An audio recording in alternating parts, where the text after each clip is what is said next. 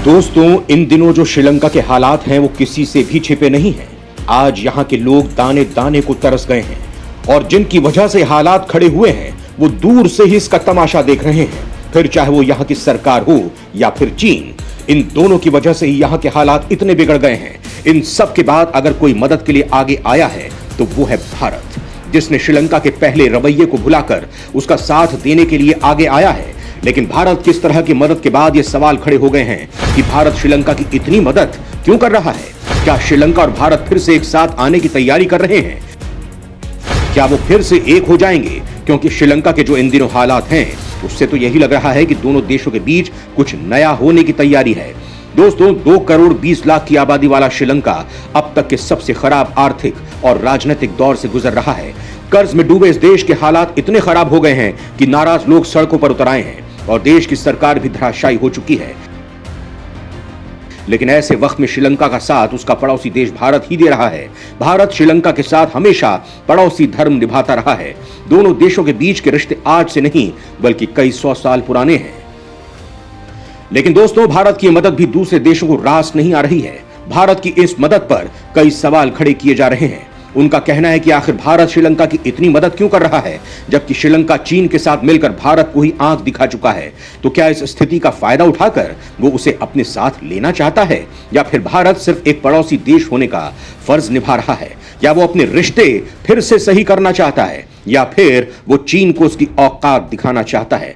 आखिर क्या है भारत की मंशा? इस वीडियो में आपको इन्हीं सवालों के जवाब दूंगा, तो वीडियो को अंत तक जरूर देखिएगा।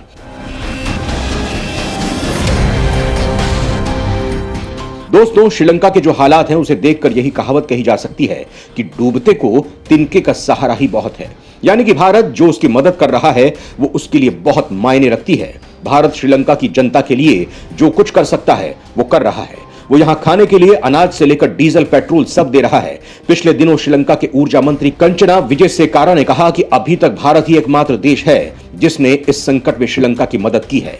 अगर आंकड़ों के तौर पर बात की जाए तो विदेश मंत्रालय की तरफ से जारी रिपोर्ट के मुताबिक भारत ने अब तक $3.8 बिलियन की मदद की है। श्रीलंका पेट्रोल, डीजल और हवाई ईंधन खरीद सके, इसके लिए भारत ने $1 अरब की क्रेडिट लाइन देने का भी वादा किया है।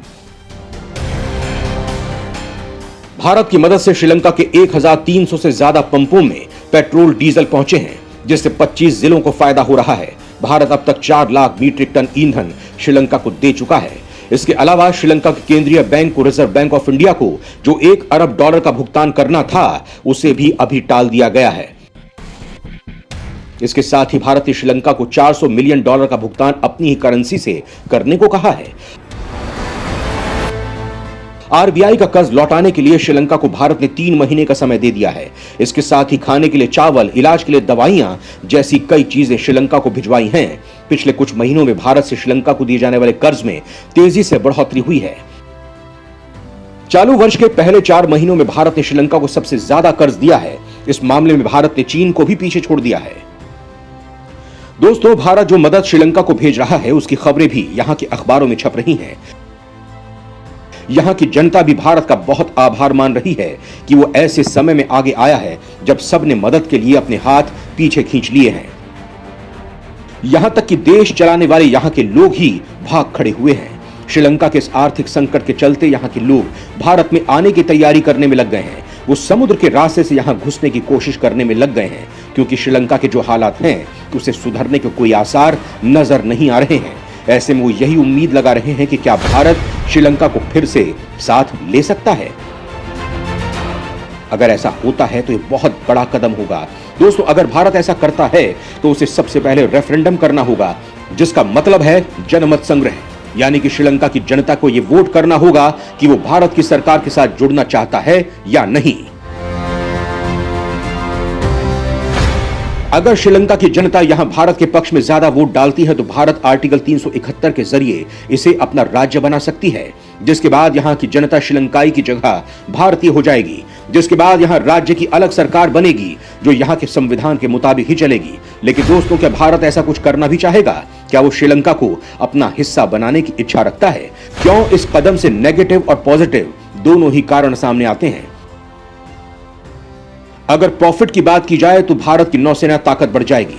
यहां इंडियन ओशियन में उसे हराना मुश्किल हो जाएगा, क्योंकि यहां से चीन का प्रभाव पूरी तरह से खत्म हो जाएगा, जिससे भारत की पकड़ मजबूत हो जाएगी। इसके साथ ही यहां के टूरिज्म पर भी बहुत प्रभाव पड़ेगा, क्योंकि भारत के दक्षिण में हिंद महासागर में भारत से ही लगा हुआ एक द्वीप है। इसके इतिहास को भी काफी प्रभावित करता है। दोनों के बीच संबंध आज से नहीं बल्कि सालों से हैं। भारत की रामचंद्र मानस और श्रीलंका में गहरा रिश्ता रहा है, जिससे भारत के पर्यटन में काफी इजाफा होगा। लेकिन जहां किसी चीज के फायदे होते हैं, वहां कुछ नुकसान भी होते हैं। और इस समझौते का सबसे बड़ा नुकसान का पॉइंट है जनसंख्या। इसके बाद भारत दुनिया का सबसे ज्यादा आबादी वाला देश बन जाएगा, जिसका सबसे ज्यादा असर देश की अर्थव्यवस्था पर पड़ेगा। फिलहाल भारत खुद ही कोरोना के बाद बहुत बुरे दौर से गुजर रहा है। इसके साथ ही रूस यूक्रेन युद्ध के बाद हालात और भी खराब हो गए हैं।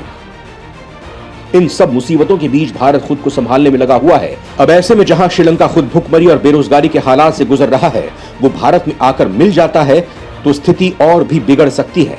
दोस्तों, भारत श्रीलंका का सबसे करीबी पड़ोसी है और दोनों देश एक समुद्री सीमा साझा करते हैं। दोनों देशों ने 28 दिसंबर 1998 को भारत श्रीलंका मुक्त व्यापार समझौता ISFTA पर हस्ताक्षर किए थे। यह श्रीलंका का पहला द्विपक्षीय मुक्त व्यापार समझौता था। द्विपक्षीय मुक्त व्यापार समझौते पर हस्ताक्षर करने के बाद साल 2000 से भारत श्रीलंका व्यापार बढ़ने लगा। साल 2004 तक भारत श्रीलंकाई व्यापार 128% तक बढ़ गया और साल 2006 तक ये चौगुना होकर $2.6 बिलियन तक पहुंच गया। वहीं साल 2010 में दोनों देशों के द्विपक्षीय व्यापार के लिए सबसे अच्छा साल माना जाता है। दरअसल 2010 के पहले 7 महीनों में भारत के श्रीलंका के निर्यात में 45% की वृद्धि हुई थी। हालांकि पिछले कुछ सालों से भारत श्रीलंका रिश्ते में दूरी पैदा हुई है। इस द्वीपीय देश में चीन की पहुंच में नाटकीय ढंग से बढ़ोतरी हुई है। हाल के सालों में श्रीलंका विशेष रूप से नौसेना समझौतों के मामले में चीन के करीब चला गया। श्रीलंका ने 2 वजहों से चीन से अपनी नजदीकियां बढ़ाई। पहला कारण तमिल मुद्दे के बारे में भारत की नीयत को लेकर श्रीलंका का शक बना हुआ है। दूसरी वजह भारत में नौकरशाही की प्रक्रिया की धीमी रफ्तार है, जो किसी मंजूरी में देर लगाती है। इसके कारण श्रीलंका को लेकर भारत की प्रतिबद्धता वहां संदेह पैदा करती है। हालांकि चीन का कदम न केवल भारत की शक्ति को प्रभावित करता है, बल्कि श्रीलंका की संप्रभुता को भी प्रभावित करता है। चीन ने यहां अपना प्रभाव जमाने के लिए कई बड़ी विकास परियोजनाएं लागू की। उसने हम्बनटोटा बंदरगाह के विकास के लिए श्रीलंका को बड़ा कर्ज दिया। इसके बाद 2017 में श्रीलंका $1.4 अरब का चीनी कर्ज चुकाने में विफल हो गया। इसके बाद यह बंदरगाह 99 साल के लिए एक चीनी कंपनी को लीज पर देने के लिए मजबूर किया गया। इसके लिए China harbour engineering company CEC और चीन हाइड्रो कॉर्पोरेशन ने संयुक्त उद्यम किया। श्रीलंका की इस स्थिति में पहुंचने में काफी हद तक चीन का ही हाथ है। वहीं जब श्रीलंका पर मुसीबत के बादल छाए तो सबसे पहले चीन ने ही अपने हाथ पीछे खींच लिए। लेकिन श्रीलंका की ऐसी हालत में भारत ने ही सबसे पहले कदम उठाया है। जहां तक श्रीलंका में चीन की जगह भारत को जमने को लेकर हो रही है चर्चा, उसका कोई सिर पैर नहीं है, क्योंकि श्रीलंका पर इतना ज्यादा कर्ज है कि वो चाहकर भी किसी देश, चाहे वो भारत हो या फिर अमेरिका, वो किसी के पक्ष में नहीं झुक सकता है। भारत सिर्फ अपने स्वभाव के मुताबिक ही अपने पड़ोसी देश की मदद कर रहा है, लेकिन इसके साथ ही वो इस मदद के बदले चीन को जरूर मात दे सकता है। चीन और श्रीलंका के दूर जाने का फायदा भारत को सबसे ज्यादा होगा। वो इंडियन ओशियन में अपनी ताकत बढ़ा सकता है।